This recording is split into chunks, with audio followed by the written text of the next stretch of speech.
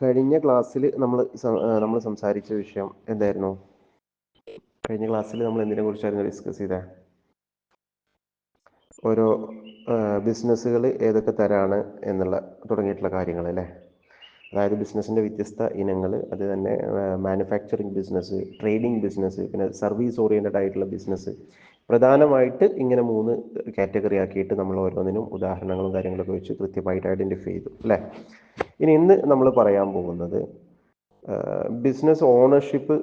അതായത് ഒരു business owner ആവുക എന്ന് പറഞ്ഞാൽ അത് ഏതൊക്കെ തരത്തിലാണ്, അല്ലെങ്കിൽ ഒരു ബിസിനസ് ചെയ്യുമ്പോൾ അത് ഏതൊക്കെ തരത്തിലാണ് നമ്മളൊരു ബിസിനസ്സുമായിട്ട് അതിൻ്റെ ഓണർഷിപ്പ് പങ്കിടുന്നത്, അല്ലെങ്കിൽ അതിൻ്റെ വ്യത്യസ്ത തലങ്ങൾ നമ്മൾ സംസാരിക്കുകയാണ്.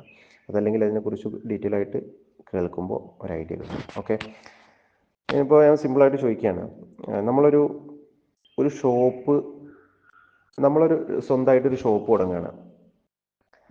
ആ ഷോപ്പിന് നമ്മൾ മാത്രമേ ഓണറുള്ളൂ എന്ന് സങ്കല്പിക്കാം. അതായത് ഇപ്പോൾ അതിൻ്റെ ഒരു ഉദാഹരണത്തിന്, ഇപ്പോൾ നമ്മുടെ നാട്ടിൽ നമുക്കറിയാം അല്ലേ, ചെറിയ ചെറിയ കടകൾ ഒരുപാടുണ്ട്. അപ്പോൾ അതിനൊക്കെ ഒരൊറ്റ ഓണറേ ഉണ്ടാവുള്ളൂ, ഏതെങ്കിലും ഒരാൾ അല്ലേ. അയാളായിരിക്കും അവിടേക്ക് സാധനങ്ങൾ വാങ്ങുന്നതും അവിടേക്ക് അത് റീസെയിൽ ചെയ്യുന്നതും അത്തരത്തിലുള്ള ഓരോ കാര്യങ്ങളും ചെയ്യുന്നത് ഒരാളായിരിക്കും. അതിന് നമ്മൾ പറയുന്ന പേര് സോൾ പ്രോപ്രൈറ്റർഷിപ്പ് എന്നാണ്. അതായത് അതായത് പ്രധാനമായിട്ടും 3 തരത്തിലാണ് കമ്പനികളുടെ ഓണർഷിപ്പ് നമ്മൾ പരിചയപ്പെടുത്താറുള്ളത്. അതിൽ ഒന്നാമത്തേത് സോൾ പ്രോപ്രൈറ്റർഷിപ്പ്. അതായത് ഒരാൾ മാത്രമായിട്ടായിരിക്കും ആരുണ്ടാവുക, അതിൻ്റെ ഓണറായിട്ടുണ്ടാവുക. ഇപ്പോൾ അങ്ങനെയുള്ള ഒരു ബിസിനസ്സിൻ്റെ ഒരുപാട് പ്രത്യേകതകളെ കുറിച്ചിട്ട് നമുക്ക് ആദ്യം ഒന്ന് മനസ്സിലാക്കാം. നമുക്കറിയാം, സിംഗിൾ ഓണർ ആവുമ്പോൾ അല്ലേ, ഫുൾ കൺട്രോൾ ആളെ കയ്യിലായിരിക്കും. ആ ഒരു ഓണറുടെ കയ്യിലായിരിക്കും ഫുള്ളായിട്ടുള്ള കൺട്രോൾ ഉണ്ടാവുക. ഇപ്പോൾ സാധനങ്ങൾ വാങ്ങുന്നതാണെങ്കിലും കൊടുക്കുന്നതാണെങ്കിലും കടം കൊടുക്കുന്നതാണെങ്കിലും എന്താ പറയുക, പിന്നെ അതുപോലെ തന്നെ പർച്ചേസ് ചെയ്യുന്നത്, ഏത് പർച്ചേസ് ചെയ്യണം, എന്ത് പർച്ചേസ് ചെയ്യണം, എത്ര ക്വാണ്ടിറ്റിയിൽ പർച്ചേസ് ചെയ്യണം, ഏതൊക്കെ മോഡലുകൾ പർച്ചേസ് ചെയ്യണം. ഇതിപ്പോൾ ഡ്രസ്സുകളുടെ കാര്യമാണെന്നുണ്ടെങ്കിൽ അല്ലേ, ഇപ്പോൾ അയാളുടെ ടേസ്റ്റ് ആയിരിക്കും ശരിക്കും പറഞ്ഞാൽ ആ ഷോപ്പിലെ കടകളിൽ, ആ ഷോപ്പിൽ വരുന്ന മുഴുവൻ ഡ്രസ്സുകളുടെയും ഒരു ടേസ്റ്റ് എന്ന് പറയുന്നത് അയാളുടെ ഒരു ടേസ്റ്റ് ആയിരിക്കും. അപ്പോൾ ഫുൾ കൺട്രോള് അയാളുടെ ആ ഒരു ഓണറുടെ ഭാഗത്തു നിന്നായിരിക്കും ഉണ്ടാവുക അല്ലേ. പിന്നെ അതുപോലെ തന്നെ അതിൻ്റെ ഒരു എന്താ പറയുക, ഗുണം എന്ന് പറയാം വേണമെങ്കിൽ, എല്ലാ കിട്ടുന്ന ലാഭവും ഇയാൾക്കുള്ളതായിരിക്കും അല്ലേ. ഇയാൾക്കായിരിക്കും അതിൽ നിന്ന് കിട്ടുന്ന മുഴുവൻ ലാഭവും ഇയാളുടെ അക്കൗണ്ടിലേക്കായിരിക്കും. അതേപോലെ തന്നെ വേറെ പ്രശ്നമുണ്ട്, ബിയർ സോൾ ലോസസ് അല്ലേ. എന്ത് നഷ്ടം വന്നാലും അത് ഇയാൾ ഒറ്റയ്ക്ക് തന്നെ സഹിക്കണം, അങ്ങനെ ആയിരിക്കും ഉണ്ടാവുക. പക്ഷെ അപ്പോൾ ലാഭമാണെങ്കിലും നഷ്ടമാണെങ്കിലും അത് അയാൾ ഒറ്റയ്ക്ക് തന്നെ ഷെയർ ചെയ്യേണ്ടി വരും, അല്ലെങ്കിൽ ഒറ്റയ്ക്ക് തന്നെ അനുഭവിക്കേണ്ടി വരും. ഇതാണ് മെയിനായിട്ട് നമ്മൾ പറയുന്ന അതിൻ്റെ പ്രത്യേകതകൾ. ഇനിയിപ്പോൾ നമുക്കിപ്പോൾ അത് എന്തൊക്കെ ഉദാഹരണം പറയാം? ആരെങ്കിലും ജസ്റ്റ് ഒന്ന് പറയാമോ? ഞാനിപ്പോൾ ഈ പറഞ്ഞ ഒരു സിംഗിൾ ഓണർഷിപ്പിന് ഉള്ള ഉദാഹരണങ്ങൾ നമ്മൾ നാട്ടിലേക്ക് തന്നെ ജസ്റ്റ് നോക്കിയാൽ മതി. നമ്മുടെ നാട്ടിലുണ്ടാവും ഇപ്പോൾ ചെറിയൊരു ഗ്രോസറി ഷോപ്പുകൾ, അനാദി കടകൾ അല്ലേ. അനാദി എന്ന് പറയും കണ്ണൂർ ഭാഗത്ത്, അനാദി കടകൾ, അല്ലെങ്കിൽ വടകരയ്ക്ക് ആ ഒരു രീതിയിലാണ് പറയാം. അപ്പോൾ എന്താ, പലചരക്ക് കട അല്ലേ, അങ്ങനെ പറയാം, പലചരക്ക് കടകൾ. പിന്നെ അതല്ലെങ്കിൽ ഇപ്പോൾ ചെറിയ ബേക്കറികൾ, സ്മോൾ ബേക്കറി അല്ലേ. പിന്നെ അതുപോലെ തന്നെ എന്താ പറയുക, ഇപ്പോൾ സ്വയം മറ്റ് ചെറിയ ചെറിയ, ഇപ്പോൾ നമ്മൾ ടൗണിലേക്ക് ഇറങ്ങിയാൽ ഈ കാണുന്ന ചെറിയ ചെറിയ ഷോപ്പുകളൊക്കെ ഉണ്ടല്ലോ അല്ലേ. പിന്നെ അതേമാതിരി ചെറിയ ട്യൂഷൻ സെൻറ്റർ ആവട്ടെ, അല്ലെങ്കിൽ ചെറിയ ഷോപ്പുകൾ, ഇതൊക്കെ എന്ന് പറഞ്ഞാൽ ഒരാൾ നടത്തുന്നതായിരിക്കും. അയാൾക്ക് അതിൽ അയാൾ പാർട്ട്ണർഷിപ്പോ അല്ലെങ്കിൽ ഒരു ബിസിനസ് അങ്ങനെ ഒരു രീതിയിലോ ഒന്നും ഉണ്ടാവില്ല. അയാൾ രാവിലെ വരും. നമ്മൾ ആദ്യം നമ്മുടെ ക്യാഷ് ഫ്ലോ ക്വാഡ്രന്റ് എന്ന് പറഞ്ഞ കൂട്ടത്തിൽ സെൽഫ് എംപ്ലോയ്മെന്റ് എന്ന രീതിയിൽ നമ്മൾ പരിചയപ്പെടുത്തിയ ബിസിനസ്സുകളൊക്കെ വേണമെങ്കിൽ ഈ ഒരു കാറ്റഗറിയിൽ, അതായത് സോൾ പ്രോപ്രിയേറ്റർഷിപ്പിൽ നമുക്ക് വേണമെങ്കിൽ ഉൾപ്പെടുത്താം. അതായത് നമ്മളാണ് രാവിലെ വരുന്നത്, നമ്മളാണ് കട തുറക്കുന്നത്, നമ്മളാണ് കാര്യങ്ങൾ ചെയ്യുന്നത്, സാധനങ്ങൾ പർച്ചേസ് ചെയ്യുന്നത്, നമ്മൾ എന്താ പറയുക, ഇനിയിപ്പോൾ അതല്ല നമ്മൾ സ്വന്തമായിട്ട് ഉണ്ടാക്കുകയാണ് അല്ലേ, നമ്മൾ തന്നെ ഉണ്ടാക്കിയിട്ട് ഓരോരുത്തർക്ക് കൊണ്ടുപോയി കൊടുക്കുകയാണ്. അപ്പോൾ അത്തരത്തിലുള്ള ആ ഒരു ബിസിനസ്സുകളൊക്കെ നമുക്ക് ഇതിൽ വേണമെങ്കിൽ ഉദാഹരണമായിട്ട് പറയാൻ കഴിയും. ഓക്കെ, പിന്നെ ഇനിയിപ്പോൾ എന്താ, അപ്പോൾ അതിൽ ഏറെക്കുറെ ഒരു ഐഡിയ കിട്ടിയിട്ടുണ്ടാവും അല്ലേ. ഇനിയിപ്പോൾ വേറെ ഇപ്പോൾ നമ്മൾ ഈ മൊബൈൽ ഷോപ്പുകളൊക്കെ ഉണ്ടല്ലോ, ഒക്കെ ആ ഒരു കാറ്റഗറിയാണ് വരിക. ഈ എന്താ പറയുക, നമ്മൾ അവർ തന്നെ മൊബൈൽ ഷോപ്പ് റിപ്പയർ ചെയ്യുക, അവർ തന്നെ മൊബൈൽ സെയിൽ ചെയ്യുക, ഇതൊക്കെ ഈ ഒരു കാറ്റഗറിയിലായിരിക്കും വരിക എന്നർത്ഥം.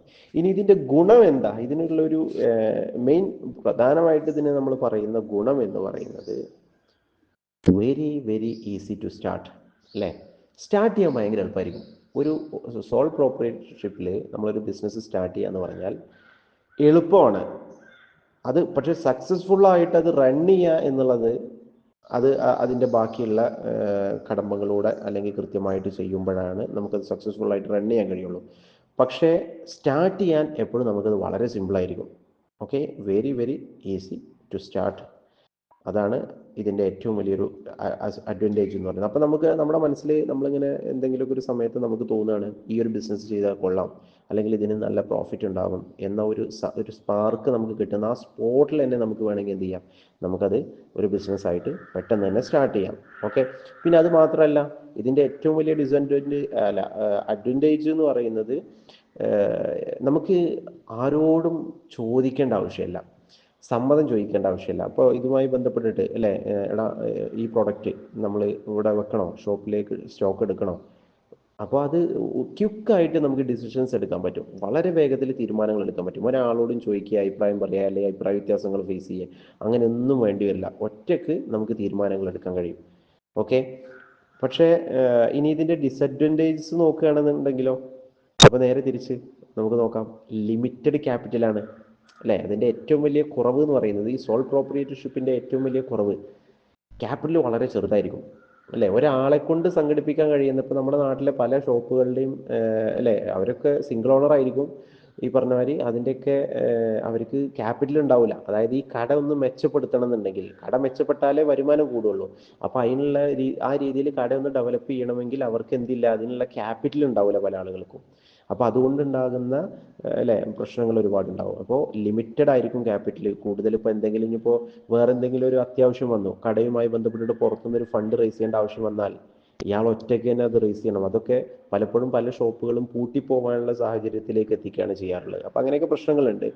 പിന്നെ അതുപോലെ തന്നെ എന്ത് പ്രശ്നങ്ങൾ വന്നാലും ഇയാൾ ഒറ്റയ്ക്ക് നേരിടേണ്ടി വരും അല്ലേ. That owner has to face all the risk അല്ലേ. അങ്ങനെ എല്ലാ റിസ്കുകളും ആൾ ഒറ്റയ്ക്ക് തന്നെ ഫേസ് ചെയ്യണം.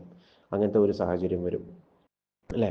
പിന്നെ വേറൊരു കാര്യം എന്ന് പറഞ്ഞാൽ, നമ്മളിപ്പോൾ നേരത്തെ പറഞ്ഞ പോലെ തന്നെ ടേസ്റ്റുകൾ അല്ലേ. ഇപ്പോൾ ഒരു ഡ്രസ്സിൻ്റെ ഷോപ്പാണെങ്കിൽ ആ ഡ്രസ്സിൻ്റെ ഷോപ്പിൽ നമുക്കറിയാം, ഇപ്പോൾ പുതിയ കാലത്ത് ഇപ്പോൾ ഈ ഡ്രസ്സ് ഈ കടൻ്റെ ഓണർ കുറച്ച് പ്രായമുള്ള ആളാണെന്നുണ്ടെങ്കിൽ പറയും വേണ്ട, അയാൾ കൊണ്ടുവന്ന് വെക്കുന്ന സാധനങ്ങൾ മുഴുവൻ ഒരു എന്താ പറയുക, കുറച്ച് ഓൾഡ് ഏജ്ഡ് ആയിട്ടുള്ള ആളുകൾക്ക് ഇഷ്ടപ്പെടുന്ന സാധനങ്ങളായിരിക്കും അയാൾ കൊണ്ടുവന്ന് വെക്കുക.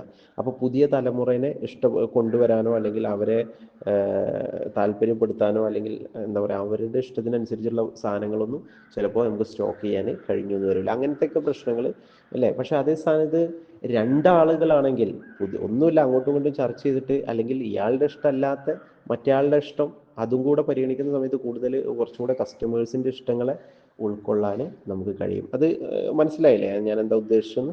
ക്ലിയർ ആണല്ലോ അല്ലേ? ഓക്കെ, അപ്പോൾ ഇതാണ് മെയിനായിട്ട് സോൾ പ്രോപ്രിയേറ്റർഷിപ്പുമായിട്ട് ബന്ധപ്പെട്ടിട്ട് നമ്മൾ മനസ്സിലാക്കേണ്ട കാര്യങ്ങൾ. പിന്നെ അതുപോലെ തന്നെ ഇനിയിപ്പോൾ അടുത്ത ഒരു കാറ്റഗറി ഏതാ, അടുത്ത ബിസിനസ്സിൽ നമുക്ക് സെക്കൻഡറി ആയിട്ട് അല്ലെങ്കിൽ രണ്ടാമതായിട്ട് നമുക്ക് പറയാൻ കഴിയുന്ന ഒരു കാറ്റഗറി എന്ന് പറയുന്നത്, ഒരു ഓണർഷിപ്പ് കാറ്റഗറി എന്ന് പറയുന്നത് പാർട്ട്ണർഷിപ്പാണ്. പാർട്ട്ണർഷിപ്പ് ആയിട്ട് എന്ന് പറയുമ്പോൾ വളരെ സിമ്പിളാണ്, നമുക്കൊക്കെ അറിയുന്നതാണ് അല്ലേ. Partnership means what it means in A business അല്ലേ, ഓർ ഇൻ എ ഫേം. അവിടെ എന്തുണ്ടാവും, there are 2 or more people അല്ലേ, അങ്ങനെ പറയാം. 2 പേരോ അല്ലെങ്കിൽ അതിലധികം പേര്, അതല്ലെങ്കിൽ ഒന്നിലധികം പേര് അല്ലേ, മോർ ദാൻ 1 person അല്ലേ. ഒന്നിലധികം പേര് റൺ ചെയ്യുന്ന ഒരു ബിസിനസ്, ഒരുമിച്ച് റൺ ചെയ്യുന്ന ഒരു ബിസിനസ്. അപ്പോൾ അത് തന്നെ ശരിക്കും വേണമെങ്കിൽ നമുക്ക് പല രീതിയിൽ പറയാം കേട്ടോ. ഇപ്പോൾ ജസ്റ്റ് ഇൻവെസ്റ്റ് ചെയ്യുന്നതല്ല നമ്മൾ ഉദ്ദേശിക്കുന്നത്, അവർ ഒരേ സമയം അവർ തന്നെ റൺ ചെയ്യുകയും അവർ അതിൻ്റെ ഇൻവെസ്റ്റ്മെൻറ്റ് അവർ ഷെയർ ചെയ്യും, അതേപോലെ പ്രോഫിറ്റ് ഷെയർ ചെയ്യും, അതേപോലെ തന്നെ റെസ്പോൺസിബിലിറ്റി ഷെയർ ചെയ്യും. ഇങ്ങനെയുള്ള ഒരു പാർട്ട്ണർഷിപ്പിനെ കുറിച്ചിട്ടാണ് പറഞ്ഞത്. ഇൻവെസ്റ്റ്മെൻറ്റ് ഷെയർ ചെയ്യുക എന്ന് പറഞ്ഞു കഴിഞ്ഞാൽ ഇപ്പോൾ അതിൻ്റെ ക്യാപിറ്റൽ ആണെങ്കിലും, അതല്ലെങ്കിൽ അതിൻ്റെ പുറമെ ഇനിയിപ്പോൾ നമ്മുടെ ഷോപ്പിന് അല്ലെങ്കിൽ അവർ 2 പേര് കൂടിയിട്ട് ഒരു ഷോപ്പ് തുടങ്ങി, അപ്പോൾ ആ ഷോപ്പിൻ്റെ ക്യാപിറ്റൽ എന്ന് പറയുമ്പോൾ മൂലധനം അല്ലേ, അതായത് അതിൻ്റെ ബേസിക്കലി അവർ ആ ഷോപ്പിൻ്റെ ആവശ്യങ്ങൾക്ക് വേണ്ടിയിട്ട്, അല്ലെങ്കിൽ അത് നടത്താൻ വേണ്ടിയിട്ട്, അതിൻ്റെ വാടകയ്ക്ക് വേണ്ടി, അതിൻ്റെ ഇൻറ്റീരിയർ സെറ്റ് ചെയ്യാൻ വേണ്ടിയിട്ട്, അതിൻ്റെ ആ ഒരു ഇൻഫ്രാസ്ട്രക്ചർ ബിൽഡ് ചെയ്യാൻ വേണ്ടിയിട്ട്, അങ്ങനെയൊക്കെയുള്ള കാര്യങ്ങൾക്ക് വേണ്ടിയിട്ട് അവർ ഇറക്കുന്ന ആദ്യത്തെ ഒരു 5 ലക്ഷം രൂപ രണ്ട് പേര് വെച്ചിട്ട് അല്ലേ, 2 പേര് കൂടിയിട്ട് തുടങ്ങുന്ന ഒരു ബിസിനസ്സാണെന്ന് സങ്കല്പിക്കാം. 5 ലക്ഷം രൂപയുടെ ഒരു ക്യാപിറ്റൽ അവർ ഇൻവെസ്റ്റ് ചെയ്തു. പിന്നെ അതുപോലെ തന്നെ അതിൻ്റെ ശേഷം പിന്നീട് ഇപ്പോൾ കുറച്ച് കഴിഞ്ഞ് കട ഒന്ന് വലിപ്പം കൂട്ടണം, അല്ലെങ്കിൽ എന്തെങ്കിലും മാറ്റങ്ങൾ വരുത്തണം, അതല്ലെങ്കിൽ അതിൻ്റെ കമ്പനിയുടെ മാർക്കറ്റിംഗ് ആയിട്ട് ബന്ധപ്പെട്ടിട്ടുള്ള ഓരോ ഇൻവെസ്റ്റ്മെൻറ്റ് നമുക്ക് പിന്നീട് വേണ്ടി വരും. അപ്പോൾ അങ്ങനെയുള്ള സമയങ്ങളിലൊക്കെ തീർച്ചയായിട്ടും അതെന്ത് ചെയ്യുക, അത് നമ്മൾ കൂടുതൽ ഇൻവെസ്റ്റ് ചെയ്യുമ്പോൾ അതും നമ്മൾ എന്ത് ചെയ്യേണ്ടി വരും, ഷെയർ ചെയ്യേണ്ടി വരും അല്ലേ. പിന്നെ അതുപോലെ തന്നെ അവർ രണ്ടുപേരും ഷെയർ ചെയ്ത്, ഇപ്പോൾ കൂടുതൽ ആവശ്യം വന്ന ഒരു 2 ലക്ഷം രൂപയുടെ ആവശ്യമാണ്, അപ്പോൾ അത് ഒന്നായിട്ട് അവർ വീണ്ടും ഷെയർ ചെയ്ത് ഇൻവെസ്റ്റ് ചെയ്യുന്ന ഒരു സാഹചര്യം. പിന്നെ അതുപോലെ തന്നെയാണ് വേറൊരു കാര്യം, അതിൻ്റെ പ്രോഫിറ്റ്. അതായത് ഈ കമ്പനിയിൽ നിന്ന് നമുക്ക് കിട്ടുന്ന ലാഭങ്ങൾ മുഴുവനും നമ്മൾ എന്ത് ചെയ്യും അല്ലേ, ആ 2 പേര് തന്നെ ആയിരിക്കും ഷെയർ ചെയ്യാം. ഓക്കെ. പിന്നെ അതുപോലെ തന്നെ വളരെ പ്രധാനപ്പെട്ട ഒരു കാര്യമാണ് റെസ്പോൺസിബിലിറ്റി എന്ന് പറയുന്നത് അല്ലേ. ഓരോ ആളുകൾക്ക് ഉള്ള ആ ഷോപ്പിലുള്ള ഉത്തരവാദിത്വം അതും ഒരുപോലെ തന്നെ ആയിരിക്കും. ഓക്കെ. ഇപ്പോൾ അതിന് നമ്മളിപ്പോൾ ഇങ്ങനെ പറയാം, നമ്മുടെയൊക്കെ നാട്ടിലുള്ള ഒരു ഉദാഹരണം തന്നെ പറയാം. ഇപ്പോൾ ചില ആളുകൾ അല്ലേ, അവർ നന്നായിട്ട് കുക്ക് ചെയ്യുന്ന ആളുകളുണ്ടാവും. അപ്പോൾ അവർ അവരുടെ ഒരു ഫ്രണ്ടിനെയും കൂട്ടിയിട്ട് അവർ ഷോപ്പ് തുടങ്ങും അല്ലേ, ഒരു റെസ്റ്റോറൻറ്റ് തുടങ്ങും. അപ്പോൾ അതിൽ ഇയാൾ എന്ത് ചെയ്യും, കുക്കിങ്ങും കാര്യങ്ങളൊക്കെ ഒരാളായിരിക്കും മെയിനായിട്ട് ഫോക്കസ് ചെയ്യുക, മറ്റേ ആളായിരിക്കും ഈ പറഞ്ഞ മാതിരി ഫിനാൻസും അതുപോലെ തന്നെ മാർക്കറ്റിങ്ങും അങ്ങനെയുള്ള കാര്യങ്ങളും അല്ലെങ്കിൽ സപ്ലൈയും കാര്യങ്ങളൊക്കെ മറ്റൊരാളായിരിക്കും ഫോക്കസ് ചെയ്യുക. ഈ ഒരു രീതിയിൽ അല്ലേ പാർട്ട്ണർഷിപ്പിൽ തുടങ്ങുന്ന ബിസിനസ്സുകൾ ഒരുപാട് നമുക്ക് സുപരിചിതമാണ്. അപ്പോൾ അതാണ് യഥാർത്ഥത്തിൽ പാർട്ട്ണർഷിപ്പ് എന്ന് പറയുന്നത് അല്ലേ. അപ്പോൾ അതിൻ്റെ ഉദാഹരണങ്ങൾ നമ്മൾ നോക്കുകയാണെങ്കിൽ നമ്മുടെ നാട്ടിൽ ഒരുപാട് ഫേമുകൾ നമുക്ക് പരിചയം ഉണ്ടാവും. ഈ റെസ്റ്റോറൻറ്റ് ലൈക്ക് അങ്ങനത്തെ ഏരിയകൾ നമുക്ക് കാണാം. അതല്ലെങ്കിൽ ചെറിയ ചെറിയ സ്റ്റാർട്ടപ്പുകൾ, നമ്മുടെ പുതിയ കാലത്ത് ചെക്കന്മാരും അല്ലെങ്കിൽ എന്താ പറയുക പുതിയ ആളുകളൊക്കെ അല്ലേ, ചെറിയ ചെറിയ ഫേമുകൾ ഓരോ ബിസിനസ് ഐഡിയകളായിട്ട് അവർ സ്റ്റാർട്ട് ചെയ്യുന്ന പല പാർട്ട്ണർഷിപ്പിൽ അവർ സ്റ്റാർട്ട് ചെയ്യുന്നത് കാണാം. പിന്നെ അതുപോലെ തന്നെ നമ്മുടെ ഈ അക്കൗണ്ടിങ്ങിൻ്റെ ഫേമുകളൊക്കെ നിങ്ങൾ ഇപ്പോൾ നമ്മുടെ ഈ CA ചാർട്ടേഡ് അക്കൗണ്ടൻസും അല്ലേ, അവരുടെ ഇപ്പോൾ ഞാനത് പറയാനുള്ള കാരണം എൻ്റെ ഒരു ഫ്രണ്ട് ഇവിടെ എന്താ പറയുക, ഇവിടെ ഈ കണ്ണൂരുകാരൻ തന്നെയാണ്. അപ്പോൾ അവനിപ്പോൾ ഒരു ചെറിയൊരു സ്റ്റാർട്ടപ്പ് സ്റ്റാർട്ട് ചെയ്തിട്ടുണ്ട്, ഒരു അക്കൗണ്ടിങ് ഫേം. അതായത് അവർ ഓരോ കമ്പനികളുടെ അക്കൗണ്ടിങ്ങുമായിട്ട് ബന്ധപ്പെട്ടുള്ള കാര്യങ്ങൾ ആൾക്ക് ഓൾറെഡി കുറച്ച് കസ്റ്റമേഴ്സ് ക്ലയൻസൊക്കെ ഉണ്ട്. അപ്പോൾ അത് ബേസ് ചെയ്തിട്ടാണ് ഒരു ഫേം അവർ 2 പേരായിട്ട് സ്റ്റാർട്ട് ചെയ്തിട്ടുള്ളത്. പിന്നെ അതുപോലെ തന്നെ പാലക്കാടുള്ള ഒരു സുഹൃത്തുണ്ട്. എൻ്റെ സ്വദേശം വരുന്നത് പാലക്കാടാണല്ലോ, പാലക്കാട് ചെർപ്പുളശ്ശേരി ആണ് എൻ്റെ നാട് വരുന്നത്.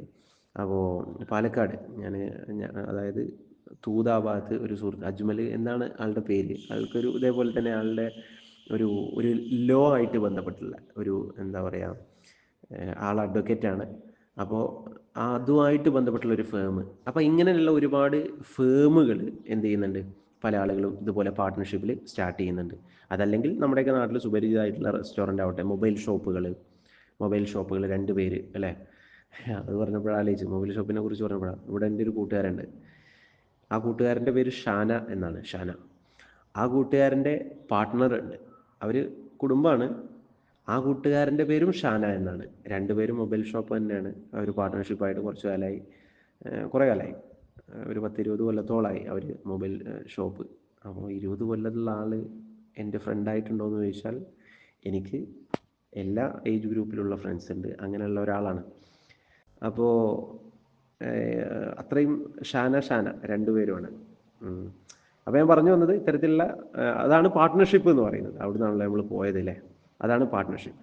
പിന്നെ മറ്റ് സ്റ്റാർട്ടപ്പുകളൊക്കെ. ഇനി ഇതിൻ്റെ അഡ്വാൻറ്റേജസ് എന്തൊക്കെയാണെന്ന് നോക്കാം. ഇങ്ങനെ പാർട്ട്ണർഷിപ്പിൽ നമ്മൾ ബിസിനസ് സ്റ്റാർട്ട് ചെയ്യുന്ന സമയത്ത് അതുകൊണ്ട് നമുക്ക് കിട്ടാൻ പോകുന്ന അഡ്വാൻറ്റേജസ് എന്തൊക്കെയാണെന്ന് ചോദിച്ചാൽ, ഏറ്റവും പ്രധാനമായിട്ട് റെസ്പോൺസിബിലിറ്റി ഷെയർഡ് ആണ് അല്ലേ. അതായത് നമ്മുടെ ഉത്തരവാദിത്വങ്ങൾ എന്ന് പറഞ്ഞാൽ ഒരിക്കലും ഒരു പാർട്ട്ണർഷിപ്പിൽ ഒരു ഷോപ്പ് ഓപ്പൺ ആക്കുന്ന സമയത്ത് അതിൻ്റെ എല്ലാ ഉത്തരവാദിത്വം ഒരാളുടെ തലയിലാവില്ല അല്ലേ, മറിച്ച് അത് ഷെയർഡ് ആയിരിക്കും. അതായത് ഇപ്പോൾ പർച്ചേസിങ് ഒരാളാണെങ്കിൽ അതിൻ്റെ ബില്ലിങ് വേറൊരാളായിരിക്കും. അതല്ലെങ്കിൽ ഈ പറഞ്ഞ പോലെ തന്നെ അതിൻ്റെ പ്രൈസിങ് എന്ന് പറഞ്ഞാൽ അല്ലേ, നമ്മളൊരു സാധനം കൊണ്ടുവന്നു കഴിഞ്ഞാൽ അതിൽ നമ്മുടെ ലാഭവും അല്ലെങ്കിൽ ആദായവും അല്ലെങ്കിൽ അങ്ങനെയുള്ള ഓഫർ കാര്യങ്ങളൊക്കെ കയറ്റി ഈ പറഞ്ഞ മാതിരി അതിനൊരു പ്രൈസ് ഇടുന്നത് വലിയൊരു ടാസ്ക് തന്നെയാണ്. അപ്പോൾ അതൊക്കെ കൃത്യമായിട്ട് അത് വേറൊരാളായിരിക്കും. അതുപോലെ തന്നെ അതിൻ്റെ മാർക്കറ്റിംഗ് അല്ലേ, ഇതൊക്കെ കൃത്യമായിട്ട് അങ്ങോട്ടും ഇങ്ങോട്ടും ഷെയർ ചെയ്തിട്ട്, ഇതിപ്പോൾ നമ്മളിപ്പോൾ ഇതുവരെ സംസാരിച്ചതൊക്കെ രണ്ടുപേരെ കുറിച്ചിട്ടാണ്, രണ്ടുപേര് നടത്തുന്നത്. ഇതിപ്പോൾ രണ്ടാണെങ്കിലും മൂന്നാണെങ്കിലും നാലാണെങ്കിലും രണ്ടിലധികം പേരുള്ളതൊക്കെ നമുക്ക് ആ ഒരു രീതിയിൽ പാർട്ട്ണർഷിപ്പായിട്ട് അത്. പക്ഷെ അപ്പോൾ റെസ്പോൺസിബിലിറ്റീസ് അവിടെ ഷെയർ ചെയ്യപ്പെടുന്നുണ്ടാവും. അതായത് ഇപ്പോൾ ഒരാൾ മാർക്കറ്റിംഗ് ആയിരിക്കും, ഒരാൾ ഈ പറഞ്ഞ മാതിരി പ്രൈസിങ്, ഒരാൾ ഈ പറഞ്ഞ മാതിരി പർച്ചേസിങ്, ഇത്തരത്തിലുള്ള കാര്യങ്ങൾ. ഇനിയിപ്പോൾ ഈ പറഞ്ഞ മാതിരി ഒരാൾ സ്റ്റാഫായിട്ട് അവിടെ നിൽക്കുന്ന ആളുകൾ. അപ്പോൾ ഇങ്ങനെയൊക്കെ പല രീതിയിൽ നമ്മുടെ അവിടുത്തെ ഉത്തരവാദിത്വങ്ങൾ എന്ത് ചെയ്യപ്പെടും, ഷെയർ ചെയ്യപ്പെടും എന്നുള്ളതാണ് ഇതിൻ്റെ ഏറ്റവും വലിയ അഡ്വാൻറ്റേജ് എന്ന് പറയുന്നത്. പിന്നെ അത് മാത്രമല്ല, ഏറ്റവും പ്രധാനപ്പെട്ട ഒരു കാര്യം, ഒരുപാട് റിസോഴ്സസ് ഉണ്ടാവും. ഇപ്പോൾ ഇവർക്ക് എന്താ പറയുക, ഒരു മൂന്നോ നാലോ ആളുകളുടെ നോക്കുക ഈ ഒരു ബിസിനസ്സിൽ, ഒരു സ്റ്റാർട്ടപ്പിൽ. അപ്പോൾ ആ സ്റ്റാർട്ടപ്പിൽ എന്തെങ്കിലും ഒരു ഒരു ഫൈനാൻഷ്യൽ ക്രൈസിസ് എന്തെങ്കിലും വന്നു കഴിഞ്ഞാൽ അവർക്ക് എന്ത് ചെയ്യാം അല്ലേ, എല്ലാവർക്കും കൂടെ അത് ഫണ്ട് ചെയ്തിട്ട് അത് സോൾവ് ചെയ്യാൻ പറ്റും അല്ലേ. പിന്നെ അതുപോലെ തന്നെ അങ്ങനത്തെ ഒരുപാട്, പിന്നെ അത് മാത്രമല്ല, നമ്മൾ ഈ നേരത്തെ പറഞ്ഞ പോലെ ഇപ്പോൾ ഒരു ജെൻസിൻ്റെ ഷോപ്പൊക്കെ ആണെന്നുണ്ടെങ്കിൽ അതിൽ എല്ലാവരുടെയും ടേസ്റ്റ് അറിഞ്ഞുകൊണ്ട് നമുക്ക് സാധനങ്ങൾ പർച്ചേസ് ചെയ്യാൻ പറ്റും. അപ്പോൾ അത് കൂടുതൽ കസ്റ്റമേഴ്സിനെ അവരുടെ എന്താ പറയുക ഇഷ്ടം നേടാനൊക്കെ അത് കൂടുതലായിട്ട് കൂടുതൽ റിസോഴ്സസ് ഉണ്ടാവും എന്നർത്ഥം അല്ലേ. അത് ഭയങ്കര ഒരു കാര്യമാണ്. പിന്നെ അതുപോലെ തന്നെ ഡിസഡ്വാൻറ്റേജസ്, ഇനിയിപ്പോൾ ഇങ്ങനെ കൂട്ടായിട്ട് ചെയ്യുന്നതിൻ്റെ എന്താ പറയുക, അല്ലെങ്കിൽ ഇങ്ങനെ ഒരു പാർട്ട്ണർഷിപ്പിൽ ചെയ്യുമ്പോൾ സ്വാഭാവികമായിട്ടും ഉണ്ടാകുന്ന ചില എന്താ പറയുക അതിൻ്റെ ഡിസഡ്വാൻറ്റേജസ് എന്ന് പറയുന്നത് പ്രധാനമായിട്ടും നമുക്ക് ആലോചിച്ചാൽ മനസ്സിലാവുന്നതാണ്. പോസിബിൾ ആയിട്ടുള്ള അല്ലേ, വളരെ പോസിബിൾ ആയിട്ടുള്ള നാച്ചുറൽ ആയിട്ടുള്ള കോൺഫ്ലിക്ട്സ് ഉണ്ടാവും, ഇവരുടെ ആശയ വ്യത്യാസങ്ങൾ ഉണ്ടാവും, പൊരുത്തക്കേടുകൾ ഉണ്ടാവും. അത് ഭയങ്കര എന്താ പറയുക, ശരിക്കും അതൊരു ലക്കാണ് നമുക്ക് ലൈഫിൽ.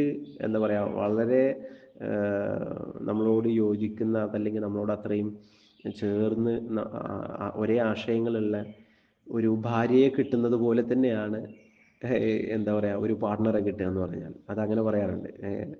കാരണം ലൈഫ് സക്സസ് ആവുന്നത് ഒരു ബെസ്റ്റ് പാർട്ട്ണർ, ഒരു വൈഫ് അല്ലെങ്കിൽ ഒരു ഹസ്ബൻഡ് ഉണ്ടാകുമ്പോഴാണെങ്കിൽ, അതേപോലെ തന്നെ ഒരു ബിസിനസ് സക്സസ് ആവുന്നത് ഒരു ബെസ്റ്റ് പാർട്ട്ണർ ഉണ്ടാകുമ്പോഴാണ് അല്ലേ. Life partner, business partner, both partners play pivotal role in every life അല്ലേ. അത് whether it is family life or business life, രണ്ട് ലൈഫാണെങ്കിലും അതിൽ പാർട്ട്നേഴ്സ് എന്ന് പറയുന്നത് വളരെ പ്രധാനമാണ്. അപ്പോൾ അവിടെ കോൺഫ്ലിക്ട്സ് പരമാവധി ഇല്ലേ, നമ്മൾ എന്താ ചില ഉണ്ടാകും. ഇപ്പോൾ നമ്മളിങ്ങനെ ചിന്തിച്ചാൽ മതി, വളരെ സിമ്പിളായിട്ട്. ഞാൻ ഇപ്പോൾ പ്രീ മെറിറ്റൽ കൗൺസിലിംഗ് കൊടുക്കുന്ന സമയത്തൊക്കെ നമ്മളെപ്പോഴും പറയാറുള്ളൊരു കാര്യമാണത്. അതായത് ഇപ്പോൾ ഒരു ഉദാഹരണത്തിന് റഷീദ മാമും അതല്ലെങ്കിൽ റഷീദ മാമിൻ്റെ അനിയനോ അല്ലെങ്കിൽ ജ്യേഷ്ഠനോ അല്ലെങ്കിൽ അനിയത്തിയോ ആരോ ആവട്ടെ, ഒരു സഹോദരൻ അല്ലെങ്കിൽ സഹോദരി. നിങ്ങൾ ആലോചിച്ചാൽ മതി, ഇപ്പോൾ നിങ്ങൾ ഒരേ വീട്ടിലുണ്ടാകുമോ, അല്ലെങ്കിൽ ഇപ്പോൾ ഇത് ഒന്ന് പറയാമോ, റഷീദ മാം അനിയനുണ്ടോ അനിയത്തി ഉണ്ടോ, അല്ലെങ്കിൽ ഒന്ന് റെസ്പോണ്ട് ചെയ്യാമോ, അല്ലെങ്കിൽ കാവ്യശ്രീ മാം ആരെങ്കിലും. കാവ്യശ്രീ മാം ഒന്ന് പറയാമോ, സിസ്റ്റേഴ്സോ അല്ലെങ്കിൽ അങ്ങനെ ആരെങ്കിലും ഉണ്ടോ? ബ്രോ ആണ്, ഓക്കെ മതി. അപ്പം ഞാൻ ചോദിക്കട്ടെ, കാവ്യശ്രീ മാമിൻ്റെ ബ്രോ, ഈ ബ്രോ മാമിൻ്റെ കൂടെ അല്ലേ, മാമിൻ്റെ ഉമ്മയുടെ തന്നെ മാമിൻ്റെ അമ്മയുടെ തന്നെ ഗർഭപാത്രത്തിൽ ജനിച്ചു വളർന്ന, അതല്ലെങ്കിൽ ഒരേ വീട്ടിൽ ഒരേ കൂരക്ക് താഴെ ജനിച്ചു വളർന്ന ആളാണ്. പക്ഷെ നിങ്ങൾ തമ്മിൽ തന്നെ എന്തൊക്കെ കാര്യങ്ങളിൽ അഭിപ്രായ വ്യത്യാസങ്ങളുണ്ട് അല്ലേ. വളരെ പോസിബിളി അത് ഉണ്ടാവും. അപ്പോൾ നമ്മൾ അങ്ങനെ ചിന്തിച്ചാൽ മതി. അപ്പോൾ വേറെ ഏതോ സാഹചര്യത്തിൽ വളർന്ന് വേറെ ഏതോ ചുറ്റുപാടുകളിൽ ജീവിച്ച് അങ്ങനെ വന്ന ആളുമായിട്ട് ഉറപ്പായിട്ടും നമ്മൾ ഒരു പോയിന്റിൽ നമ്മൾ ഓക്കെയാണ് എന്ന് തോന്നി നമ്മളൊരു ബിസിനസ് സ്റ്റാർട്ട് ചെയ്യുന്നു. പക്ഷെ ഉറപ്പായിട്ടും അഭിപ്രായ വ്യത്യാസങ്ങൾ ഉണ്ടാകും. പക്ഷെ അത് ഒരു എന്താ പറയുക, വളരെ ജെന്റിലായിട്ട് അത് കൈകാര്യം ചെയ്യാൻ കഴിയണം എന്നുള്ളതാണ്. അതാണൊരു ബിസിനസ്മാൻ്റെ അല്ലെങ്കിൽ എന്താ പറയുക ഒരു ബിസിനസ് ആറ്റിറ്റ്യൂഡ് എന്നൊക്കെ പറയുന്നത്. അതാണ്. പ്രശ്നങ്ങൾ എല്ലായിടത്തും ഉണ്ടാവും. രണ്ട് പേരുടെ അഭിപ്രായങ്ങൾ ഒരുമിച്ച് വരുന്നിടത്ത് ഉറപ്പായിട്ടും അഭിപ്രായ വ്യത്യാസങ്ങൾ ഉണ്ടാവും. ആ വ്യത്യാസങ്ങളെ എന്താ പറയുക ഇലക്കും മുള്ളിനും കേടില്ലാണ്ട് അല്ലെങ്കിൽ ആർക്കും വിഷമമില്ലാത്ത രീതിയിൽ പരിഹരിച്ച്, എന്നാൽ അതേപോലെ ബിസിനസ്സിനും എല്ലാം അവൻ്റെ ഇഷ്ടം അല്ലെങ്കിൽ അവനക്ക് വിഷമാവെന്ന് എഴുതിയിട്ട് ഒഴിവാക്കി കൊടുക്കണം എന്നല്ല. നമ്മുടെ ബിസിനസ്സിനും കോട്ടം വരാത്ത രീതിയിൽ അവനെ അത് പറഞ്ഞു മനസ്സിലാക്കാനും ആ ഒരു രീതിയിൽ നമ്മുടെ കോൺഫ്ലിക്ട്സുകൾ നമ്മൾ കൈകാര്യം ചെയ്യാനും നമുക്ക് കഴിയുമ്പോഴാണ് എന്ത് ചെയ്യുള്ളൂ, നമുക്ക് ഏതൊരു ബിസിനസ്സും അതിൻ്റെ പാർട്ട്ണർഷിപ്പ് വളരെ അല്ലേ, അത് ഈവൻ ലൈഫാണെങ്കിലും അങ്ങനെ തന്നെയാണ്. ഓക്കെ, അത് മുന്നോട്ട് പോവുള്ളൂ. അവിടെ കോൺഫ്ലിക്ട്സുകൾ വളരെ സ്വാഭാവികമാണ്. അപ്പോൾ അതിനെ പരിഹരിക്കപ്പെടുക, വേണ്ട രീതിയിൽ പരിഹരിക്കുക എന്നുള്ളതാണ് പ്രധാനം. ഓക്കെ, പിന്നെ അതുപോലെ തന്നെ വേറെ ഇതിൻ്റെ ഒരു ഡിസഡ്വാൻറ്റേജ് എന്ന് പറയാൻ പറ്റില്ല അല്ലേ. നമുക്കിപ്പോൾ ഒരു 4 പേര് കൂടിയിട്ട് ഒരു പരിപാടി തുടങ്ങി, അതിലിപ്പോൾ ഒരു 400 റുപ്യ കിട്ടി, അല്ലെങ്കിൽ ഒരു 1000 റുപ്യ കിട്ടി. ഒരു ഒരു ദിവസം കൂലിയായിട്ട് ഒരു 1000 റുപ്യാണ് അല്ല വരുമാനമായിട്ട് കിട്ടിയത്. അപ്പോൾ ആ 1000 രൂപയിൽ എന്തായി അല്ലേ, അത് 4 പേർക്ക് ഡിവൈഡ് ചെയ്യണം, 250 വെച്ചിട്ട്. അപ്പോൾ അങ്ങനെ ഒരു അല്ലേ പ്രോഫിറ്റുകൾ ഷെയർ ചെയ്യപ്പെട്ടിട്ടായിരിക്കും ഉണ്ടാവുക പൊതുവെ എന്ന് പറയുന്നത്. അപ്പോൾ അതാണ് മറ്റൊരു ഡിസഡ്വാൻറ്റേജ് എന്ന് പറയുന്നത്. ഓക്കെ, ഇനി ഇപ്പം നമ്മൾ ഫസ്റ്റ് പറഞ്ഞത് ഏതായിരുന്നു, സോൾ പ്രോപ്രിയേറ്റർഷിപ്പ് അല്ലേ. പിന്നെ അതുപോലെ second one partnership. Okay, partnership, yes. പിന്നെ അപ്പോൾ ഇനി മൂന്നാമതായിട്ട് നമ്മൾ പറയാൻ പോകുന്നത് private limited companies. Okay, private limited ആയിട്ടുള്ള കമ്പനികൾ, അത് ഏത് രീതിയിലാണ് അതിൻ്റെ കാര്യങ്ങൾ വരുന്നതെന്ന് നമുക്ക് നോക്കാം. ഇത് നമുക്കറിയാം, പ്രൈവറ്റ് ലിമിറ്റഡ് കമ്പനി എന്ന് പറയുമ്പോൾ ശരിക്കും ഒരു കൂടുതൽ സ്ട്രക്ചേർഡ് ആയിട്ടുള്ള, നമ്മൾ മുമ്പ് പറഞ്ഞിട്ടുണ്ടായിരുന്നു, മറ്റേതൊക്കെ ഒരു സെൽഫ് എംപ്ലോയ്മെൻറ്റ് സ്റ്റൈലാണെന്നുണ്ടെങ്കിൽ കൂടുതലൊരു ബിസിനസ് ലെവലിലേക്ക് വളരുന്നത്, അല്ലെങ്കിൽ ഒരു ബിസിനസ് ലെവലിലേക്ക് അപ്ഡേറ്റ് ചെയ്യുന്നത് ഈ ഒരു രീതിയിലാവുമ്പോഴാണ്. ഒരു പ്രൈവറ്റ് ലിമിറ്റഡ് കമ്പനി ആയിട്ട് മാറുമ്പോഴേ അത് ആ ഒരു രീതിയിലേക്ക് വരുള്ളൂ.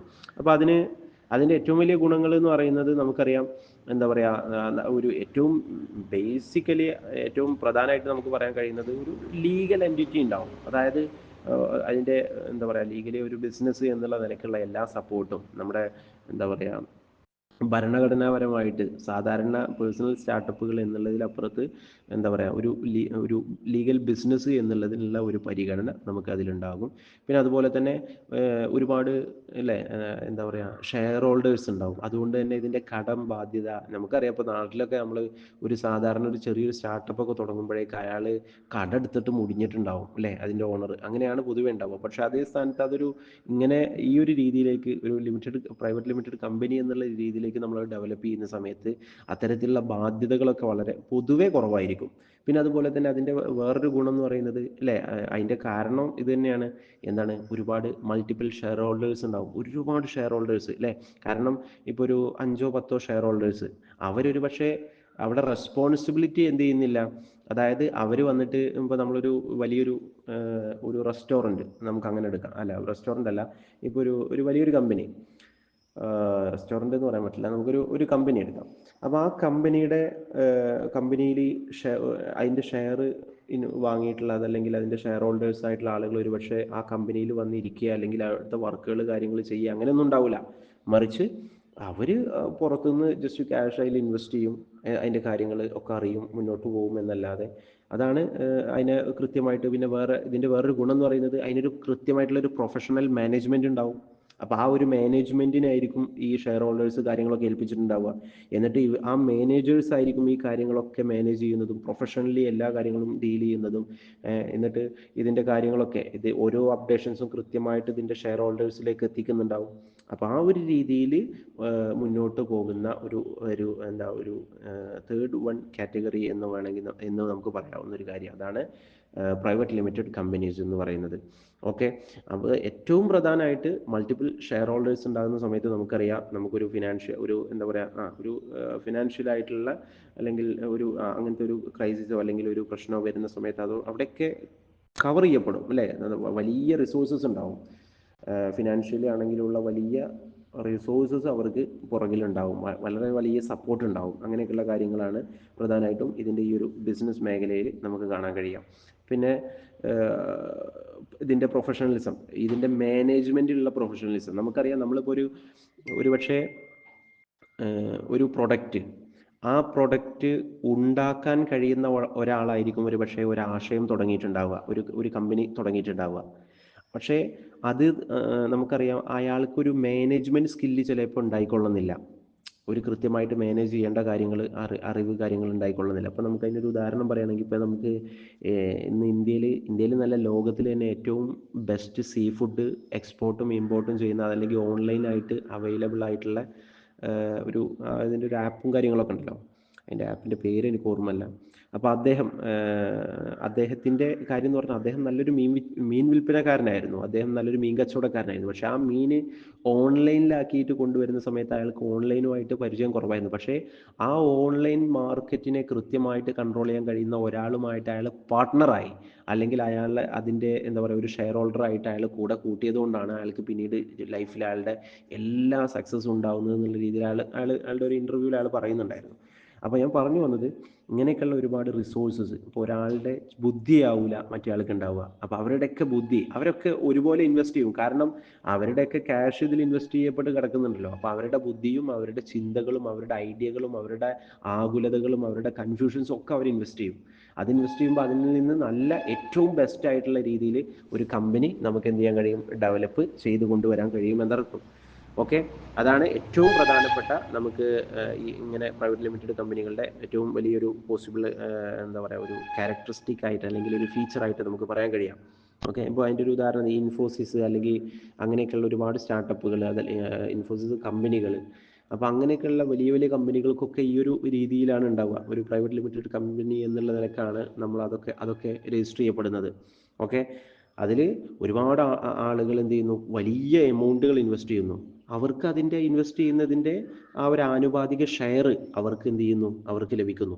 ഓക്കെ, പിന്നെ അതുപോലെ തന്നെ അതിൻ്റെ ഓണേഴ്സ് ശരിക്കും പറഞ്ഞാൽ അത് യഥാർത്ഥത്തിൽ അതിൻ്റെ ഓണേഴ്സ് എന്ന് പറയുന്നത് ഈ ഷെയർ ഹോൾഡേഴ്സും കാര്യങ്ങളൊക്കെ ആയിരിക്കും. പക്ഷേ ലീഗലി അവർ അവർ വിട്ടിട്ടായിരിക്കും ഉണ്ടാവുക. അതായത് ഇത് ഈ കമ്പനി റൺ ചെയ്യുന്നത്, മാനേജ് ചെയ്യുന്നത്, അതിൻ്റെ ഫൈനാൻസ് കാര്യങ്ങളൊക്കെ മാനേജ് ചെയ്യുന്നത് എല്ലാം വേറൊരു ടീമായിരിക്കും. ഈ പറഞ്ഞ മാതിരി ഒരു പ്രൊഫഷണൽ മാനേജ്മെൻ്റ് ആയിരിക്കും അതൊക്കെ മാനേജ് ചെയ്യുന്നത്. ഇതിൻ്റെ ഓണേഴ്സ് ആണെങ്കിൽ പോലും ഈ ഓണേഴ്സുമായിട്ട് ലീഗലി അവർ കുറച്ച് മാറിയിട്ടായിരിക്കും ഉണ്ടാവുക. ബിസിനസ്സിൽ ഡയറക്റ്റ് ആയിട്ട് അവർ ഇൻവോൾവ് ആവില്ല, അല്ലേ? എന്നാൽ അങ്ങനെ ഇൻവോൾവ് ആകുന്ന സാഹചര്യങ്ങളും അല്ലെങ്കിൽ കമ്പനികളും ഉണ്ട് കേട്ടോ, ഇല്ല എന്ന് പറയുന്നില്ല. പക്ഷെ പ്രധാനമായിട്ട് അവർ പുറമേ ആയിരിക്കും ഉണ്ടാവുക. പുറത്തു നിന്ന് അവർ ഇൻവെസ്റ്റ് ചെയ്യും, അവർക്ക് അതിൻ്റെ ഷെയർസ് കൃത്യമായിട്ട് ചെല്ലുന്ന രീതിയിലാണ് പൊതുവെ കമ്പനികൾ ഉണ്ടാവാറുള്ളത്. ഇനിയിപ്പോൾ അതിൻ്റെ ഗുണങ്ങൾ നമ്മൾ പറയുകയാണെന്നുണ്ടെങ്കിൽ എന്താ പറയുക, ഏറ്റവും പ്രധാനമായിട്ട് നമുക്കറിയാം, ഒരാൾ ഒരു കമ്പനി തുടങ്ങുകയാണെന്നുണ്ടെങ്കിൽ അയാൾ ചെയ്യുന്ന പൊട്ടത്തരങ്ങൾക്കൊക്കെ ആ കമ്പനി എന്താവും, വിധേയമാവും, അല്ലെങ്കിൽ ആ കമ്പനി അനുഭവിക്കേണ്ടി വരും എന്നല്ലേ. ഒരാളാവുമ്പോൾ എന്താ പറയുക, അങ്ങനെ പറയും, ലിമിറ്റഡ് പേഴ്സണൽ റിസ്ക്. അയാളുടെ തീരുമാനങ്ങൾ എപ്പോഴും ശരിയായിക്കൊള്ളുന്നില്ലല്ലോ. ഒരുപക്ഷെ അയാൾ കമ്പനി തുടങ്ങിയ കാര്യങ്ങളൊക്കെ അടിപൊളി തന്നെയാണ്, പക്ഷേ എപ്പോഴും എടുക്കുന്ന തീരുമാനങ്ങൾ ചിലപ്പോൾ വൈകാരികമായിട്ട് എന്തെങ്കിലുമൊക്കെ ഒരു ടെൻഷനിൽ നിൽക്കുമ്പോഴായിരിക്കും ചില തീരുമാനങ്ങൾ എടുക്കുക. ആ പ്രൊഡക്റ്റ് എടുക്കേണ്ട, അല്ലെങ്കിൽ അത് കുറച്ച് കൂടുതൽ എടുത്തോ, അപ്പോൾ അങ്ങനെയൊക്കെയുള്ള പ്രശ്നങ്ങൾ അയാൾ ഒറ്റയ്ക്ക് തീരുമാനം എടുക്കുന്ന സമയത്ത് ആ തീരുമാനത്തിൻ്റെ ബാധ്യത മുഴുവനും അയാൾ ഒറ്റയ്ക്ക് അനുഭവിക്കേണ്ടി വരും. പക്ഷേ ഇതേ സ്ഥാനത്ത് നമ്മളൊരു കമ്പനിയിലാകുമ്പോൾ അതിൽ സ്റ്റോക്ക് എത്ര എടുക്കണം എന്നതുമായി ബന്ധപ്പെട്ടിട്ട് മാർക്കറ്റ് അനാലിസിസ് ചെയ്ത് കൃത്യമായിട്ട് പഠിച്ച് അതിൻ്റെ ആവശ്യകത ഉണ്ടോ അല്ലെങ്കിൽ അതിന് സ്വീകാര്യത ഉണ്ടോ എന്ന കാര്യങ്ങളൊക്കെ കൃത്യമായി അറിഞ്ഞ് പഠിച്ച് മനസ്സിലാക്കി അതിനനുസരിച്ചിട്ടുള്ള ഒരു സ്റ്റോക്ക് എത്രയാണ് എടുക്കേണ്ടത് അതുമായി ബന്ധപ്പെട്ടുള്ള സ്റ്റോക്കുമായിട്ട് റിലേറ്റ് ചെയ്തിട്ട് ആ കമ്പനിയിൽ ആളുകളുണ്ടാവും, സ്റ്റോക്ക് അനാലിസ്റ്റ് ഉണ്ടാവും. പിന്നെ അതുപോലെ തന്നെ അങ്ങനെ അതുമായിട്ട് ബന്ധപ്പെട്ടുള്ള ആളുകളുടെ ഒരു ഇതെടുത്തിട്ട് കൃത്യമായിട്ട് കണക്ക് കൊടുക്കുന്നു. അപ്പോൾ ആ സാധനങ്ങൾ വരുന്നു. അപ്പോൾ ഒരാളുടെ ഒറ്റയ്ക്കുള്ള തീരുമാനങ്ങൾ അല്ലെങ്കിൽ ഒറ്റയ്ക്കുള്ള നടപടികൾ, അതിൻ്റെയൊക്കെ റിസ്ക് പൊതുവെ ഇത്തരത്തിലുള്ള പ്രൈവറ്റ് ലിമിറ്റഡ് കമ്പനികളിൽ ഉണ്ടാവില്ല. അത് കുറവായിരിക്കും, വളരെ കുറവായിരിക്കും. ഓക്കെ, പിന്നെ ഓണർ അല്ലെങ്കിൽ എന്താ പറയുക, അപ്പോൾ ഇതിൻ്റെ മാനേജ്മെൻറ്റ് പൊസിഷനിലിരിക്കുന്ന ആളുകളുടെ തീരുമാനങ്ങൾ അതും അവർക്ക് ഒറ്റയ്ക്ക് എടുക്കാൻ കഴിയില്ല. അവരിപ്പോൾ ഒറ്റയ്ക്കൊരു തീരുമാനം ജസ്റ്റ് അവരെടുക്കുമെങ്കിലും അതിനു മുകളിൽ അവരെ നിയന്ത്രിക്കാൻ ഷെയർ ഹോൾഡേഴ്സിൻ്റെ കരങ്ങളുണ്ടാവും. ഓക്കെ, ലീഗലി അവരെ കൺട്രോൾ ചെയ്യുന്ന ആളുകളായിട്ട് ഇതിൻ്റെ CEO അതുപോലെ തന്നെ അങ്ങനെയുള്ള ഹയർ അതോറിറ്റീസ് ഉണ്ടാകും എന്നുള്ളത്. അപ്പോൾ പൊതുവെ അവരൊക്കെ ചർച്ച ചെയ്തിട്ട് അല്ലെങ്കിൽ കൃത്യമായി ആലോചിച്ച ശേഷമേ ഇത്തരത്തിലുള്ള നടപടികളൊക്കെ അവർ കൈക്കൊള്ളുള്ളൂ. അതാണ് ഏറ്റവും പ്രധാനമായിട്ട് നമുക്ക് ഇതിൻ്റെ കാര്യത്തിൽ പറയാനുള്ളത്. പിന്നെ അതുപോലെ തന്നെ ഇനിയിപ്പോൾ എന്തെങ്കിലുമൊക്കെ അടുത്തൊരു അഡ്വാൻറ്റേജ് എന്ന് പറയുന്നത്, നമുക്കിപ്പോൾ എന്താ പറയുക, ഫിനാൻഷ്യലി എന്തെങ്കിലും ആവശ്യങ്ങൾ വന്നു, അതല്ലെങ്കിൽ കൂടുതൽ ഒരു പ്രോഡക്റ്റ് അല്ലെങ്കിൽ കൂടുതൽ കാര്യങ്ങളിൽ എന്തെങ്കിലുമൊക്കെ ഇൻവെസ്റ്റ് ചെയ്യുക, ക്യാപിറ്റൽ ഒന്നും കൂടെ കൂട്ടണം, ഫണ്ട് റേസ് ചെയ്യണം. അത് ഈ ലിമിറ്റഡ് കമ്പനികളിൽ വളരെ എളുപ്പമാണ്. കൂടുതൽ ഷെയർ ഹോൾഡേഴ്സിനെ ആഡ് ചെയ്യാൻ പറ്റും. അല്ലേ? പിന്നെ അതുപോലെ തന്നെ കൂടുതൽ അല്ലെങ്കിൽ ഷെയർ ഹോൾഡേഴ്സിൻ്റെ അടുക്കൽ നിന്ന് തന്നെ കൂടുതൽ അവരിൽ നിന്ന് ഇൻവെസ്റ്റ് ചെയ്യാൻ ആവശ്യപ്പെടാനും അതിനനുസരിച്ച് ടേംസിൽ മാറ്റങ്ങൾ വരുത്താനൊക്കെ പറ്റും. പിന്നെ അത് മാത്രമല്ല, മറ്റൊരു അഡ്വാൻറ്റേജ് എന്ന് പറഞ്ഞാൽ പ്രൊഫഷണൽ സ്ട്രക്ചർ ഉണ്ടാവും. നല്ല ഒരു പ്രൊഫഷൻ, നമ്മൾ ഈ പറഞ്ഞ മാതിരി ഓണർ, പിന്നെ അതുപോലെ തന്നെ CEO, ഡയറക്ടർ, ഫൗണ്ടർ, ഇങ്ങനെ തുടങ്ങിയിട്ടുള്ള ഓരോ സ്റ്റേജുകളിലായിട്ട്, പിന്നെ എന്താ പറയുക, അതിൻ്റെ ഇടയിൽ മാനേജ്മെൻറ്റ്, അതിൻ്റെ ഇടയിൽ എംപ്ലോയീസ്, സൂപ്പർവൈസേഴ്സ്, എംപ്ലോയീസ്, അങ്ങനെ ആ ഒരു രീതിയിൽ വളരെ സ്ട്രക്ചേർഡ് ആയിട്ടായിരിക്കും പ്രൊഫഷണലി അത് ഉണ്ടാവുക, കമ്പനികൾ ഉണ്ടാവുക. അതിൻ്റെയൊക്കെ ബെനിഫിറ്റ് ആ കമ്പനികളിലും അതിൻ്റെ വളർച്ചയിലും കാണുന്നുള്ളതാണ്. ഇനിയിപ്പോൾ എന്താ പറയുക, ഈ പറഞ്ഞ മാതിരി അതിന് ഡിസഡ്വാൻറ്റേജസ് ഉണ്ട് കേട്ടോ. കാരണം സ്വാഭാവികമായിട്ടും ഇങ്ങനെ ഒക്കെ ആണെങ്കിൽ പോലും ഇതിൻ്റെ ഇടയിൽ നടക്കുന്ന ക്ലാഷുകൾ, ഈഗോ പ്രശ്നങ്ങൾ, അങ്ങനെയൊക്കെ ഒരുപാട് വ്യക്തിപരമായിട്ടുള്ള പ്രശ്നങ്ങളും അല്ലെങ്കിൽ എന്താ പറയുക അസ്വാരസ്യങ്ങളൊക്കെ എല്ലാ കമ്പനികളിലും ഉണ്ടാകുന്ന കാര്യമാണ്. എല്ലാ കമ്പനികളിലും ഉണ്ടാകുന്ന കാര്യമാണ്. ഓക്കെ, അപ്പോൾ ഇതാണ് പ്രധാനമായിട്ടും നമ്മുടെ ബിസിനസ് ഓണർഷിപ്പുമായിട്ട് നമുക്ക് പറയാൻ കഴിയുന്ന 3 കാര്യങ്ങൾ. ഒന്ന്, ഫസ്റ്റ് വൺ നമ്മൾ പറഞ്ഞത് സോൾ പ്രോപ്രിയേറ്റർഷിപ്പ് ആണ്. Second one is partnership and third one was private limited companies. അപ്പോൾ ആ ഒരു രീതിയിലാണ് 3 പാർട്ട്ണർഷിപ്പ് അല്ലെങ്കിൽ 3 ഓണർഷിപ്പ് വരുന്നത്. അപ്പോൾ ഇതാണ് പ്രധാനമായിട്ടും നമ്മളുടെ ഓണർഷിപ്പുമായിട്ട് ബന്ധപ്പെട്ടിട്ട് നമ്മൾ പറയാനുള്ള മനസ്സിലാക്കാനുള്ള കാര്യങ്ങൾ. ഇനി അടുത്തത് ഞാൻ ഞാൻ ജസ്റ്റ് ചോദിക്കാം, ഈ ആമസോൺ ഉണ്ടല്ലോ, ആമസോൺ കമ്പനി അറിയില്ലേ എല്ലാവർക്കും? ജസ്റ്റ് ഒന്ന് റെസ്പോണ്ട് ചെയ്ത് എല്ലാവരും.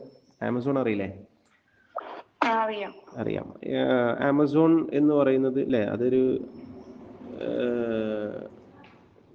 അവിടെ നമ്മൾ ആദ്യം പഠിച്ച കാര്യങ്ങൾ വെച്ച് നോക്കാം. ബിസിനസ് ടൈപ്പ് ഏതാ? അത് ബിസിനസ് ടൈപ്പ് ഏതാണ് ആമസോൺ എന്ന് പറയുന്നത്? അതായത് 3 ബിസിനസ് ടൈപ്പുകളാണ് നമ്മൾ പഠിച്ചത്: മാനുഫാക്ചറിങ്, ട്രേഡിങ്, സർവീസ്. അതിലേതാണ്?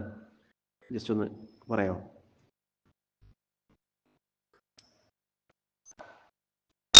ആർക്കും പറയാം. ഇനിയിപ്പോൾ ഞാൻ ചോദിക്കണോ? ആലോചിച്ച് നോക്കിയേ. മാനുഫാക്ചറിങ്, അതുപോലെ തന്നെ സർവീസ് അല്ലെങ്കിൽ ട്രേഡിങ്, ഏതാണ് അവിടെ നടക്കുന്നത്? ഞാൻ ആമസോണൊക്കെ അന്ന് തന്നെ ഉദാഹരണമായിട്ട് പറഞ്ഞിരുന്നു എന്നാണ് എൻ്റെ ഓർമ്മ. ട്രേഡിംഗ് ആണ്, കറക്റ്റാണ്. അതെ, ട്രേഡിംഗ് ആണ്. കാരണം അവിടെ നടക്കുന്നത് എന്താ?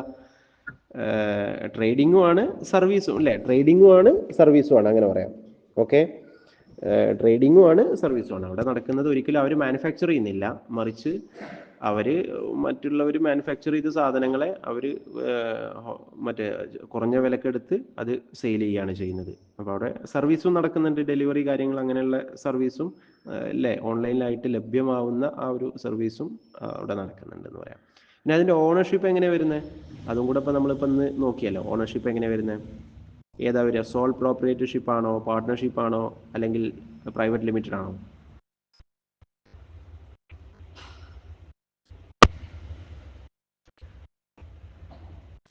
റഷീദ മാം, നബീല മാം, ആലോചിച്ച് നോക്കുക. അതിൻ്റെ സ്വാഭാവികമായിട്ട് സിമ്പിളായിട്ട് നമ്മളിപ്പോൾ ഈ 3 കാര്യങ്ങൾ പറഞ്ഞു. ഏതാ വരിക? അതെ, പ്രൈവറ്റ് ലിമിറ്റഡ് ആണ്. അതൊരു പബ്ലിക് കമ്പനിയാണ്, അല്ലേ? ഒരു പ്രൈവറ്റ് ലിമിറ്റഡ് ആയിട്ട് തന്നെയാണ് അത് വരിക, അതിൻ്റെ ഓണർഷിപ്പ് വരിക. ഇനിയിപ്പോൾ അതേ സ്ഥാനത്ത് നമ്മളെ നാട്ടിലെ ചായക്കട, ചെറിയൊരു ചായക്കട, അല്ലേ? ആ ചായക്കട എങ്ങനെ വരിക? അത് അതിൻ്റെ അവിടെ നടക്കുന്ന ബിസിനസ് ടൈപ്പ് ഏതാ? ചായക്കട അല്ല, ഞാൻ അത് ഓക്കെ അല്ല, ഒരാൾ മാത്രമുള്ള ഒരു ചായക്കട, ചെറിയ ചായക്കടയാണ്. അപ്പോൾ അതേതാ വരിക? അവിടെ ബിസിനസ് ടൈപ്പ് ഏതാ വരിക? നമ്മൾ ആദ്യം പഠിച്ച ബിസിനസ് ടൈപ്പുകൾ ഏതൊക്കെയാണ്? 3 മാനുഫാക്ചറിങ്, ട്രേഡിങ്, പിന്നെ അതുപോലെ തന്നെ സർവീസ്. ഇങ്ങനെ മൂന്ന് ബിസിനസ് ടൈപ്പുകൾ നമ്മൾ പഠിച്ചു. ഞാനിപ്പോൾ ചോദിക്കുന്നത്, ഈ ലോക്കൽ ടീ ഷോപ്പ് എന്ന് പറയുന്നത് ഏത് ബിസിനസ് ടൈപ്പിലാണ് പെടുക?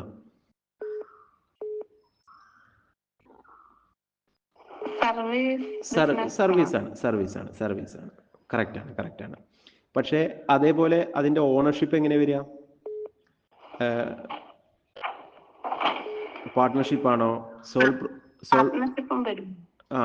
സിംഗിൾ ഓണറാണ്. അല്ല, ഒരു ചായക്കടക്കാരനേ ഉള്ളൂ, ചെറിയ ചായക്കടയാണ്. അപ്പോൾ സോൾ പ്രോപ്രിയേറ്റർഷിപ്പ് ആണ് വരിക, അല്ലേ? അതെ. അത് പ്രൈവറ്റ് ലിമിറ്റഡും അല്ല, സിംപ്ലി അത് സോൾ പ്രോപ്രിയേറ്റർഷിപ്പ് എന്നുള്ള ആ ഒരു ലെവലിലായിരിക്കും ഉണ്ടാവുക എന്നർത്ഥം. പിന്നെ അതുപോലെ ഇനിയിപ്പോൾ അതേപോലെ നമ്മൾ ഹോസ്പിറ്റലുകൾ നോക്കുകയാണെന്നുണ്ടെങ്കിലോ, ഹോസ്പിറ്റലുകൾ അവിടെ അവിടെ ട്രേഡിംഗ് ആണോ, സർവീസ് ആണോ, മാനുഫാക്ചറിങ് ആണോ? സർവീസ് ആണ്, മെഡിക്കൽ സർവീസുകൾ അല്ലേ, അല്ലെങ്കിൽ മെഡിസിനൽ സർവീസുകളാണ് അവിടെ നൽകപ്പെടുന്നത്. അതിൻ്റെ ഓണർഷിപ്പ് എങ്ങനെ വരിക?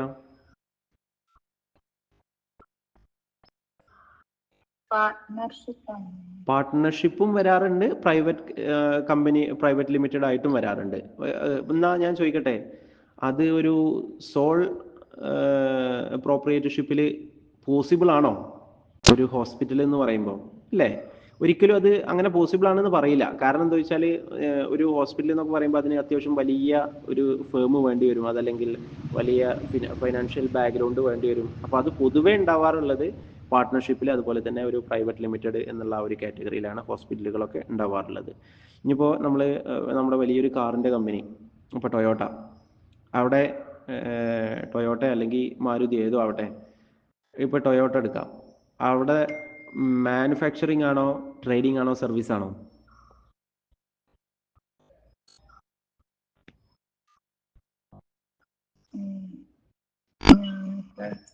ടൊയോട്ട മാനുഫാക്ചറിങ് ആണോ, ട്രേഡിംഗ് ആണോ? മാനുഫാക്ചറിങ് എന്ന് പറഞ്ഞാൽ എന്താ നമ്മൾ പറഞ്ഞേ? റോ മെറ്റീരിയൽസിൽ നിന്ന് ഒരു സാധനം ഉണ്ടാക്കി എടുത്തിട്ട് അവർ വിൽക്കുക അല്ലേ? അതല്ലേ ശരിക്കും ടൊയോട്ടയിൽ നടക്കുന്നത്? അവർ ഈ പറഞ്ഞ ഇരുമ്പും കമ്പിയൊക്കെ എടുത്തിട്ട് ഒരു കാർ ആക്കുകയല്ലേ അല്ലേ ടൊയോട്ട കമ്പനിക്കാർ ചെയ്യുന്നത്. എന്നിട്ട് അവർ ട്രേഡ് ചെയ്യാണ്, ആർക്ക്? ഹോൾസെയിൽ ഡീലേഴ്സിന് അവർ കൊടുക്കുകയാണ് ചെയ്യുന്നത്. അപ്പോൾ അവിടെ നടക്കുന്നത് മാനുഫാക്ചറിങ് ആണ്. ഓക്കെ, അതിൻ്റെ ഓണർഷിപ്പ് ഈ പറഞ്ഞ മാതിരി തന്നെ ഒരു കോപ്പറേറ്റ് ബേസ് ചെയ്തിട്ട്, അതായത് ഒരു പ്രൈവറ്റ് ലിമിറ്റഡ് കമ്പനി എന്നുള്ളതിൻ്റെ ആ ഒരു ലെവലിലായിരിക്കും ഉണ്ടാവുക. ഓക്കെ, അപ്പോൾ അങ്ങനെയാണ്. റഷീദ മാം ലെഫ്റ്റ് ആയല്ലോ. ഓക്കെ, അപ്പോൾ ഇതാണ് പ്രധാനമായിട്ടും നമ്മൾ മനസ്സിലാക്കാനുള്ള കാര്യങ്ങൾ. ഇന്നത്തെ ക്ലാസ് നമ്മൾ അവസാനിക്കാൻ പോവാണ്.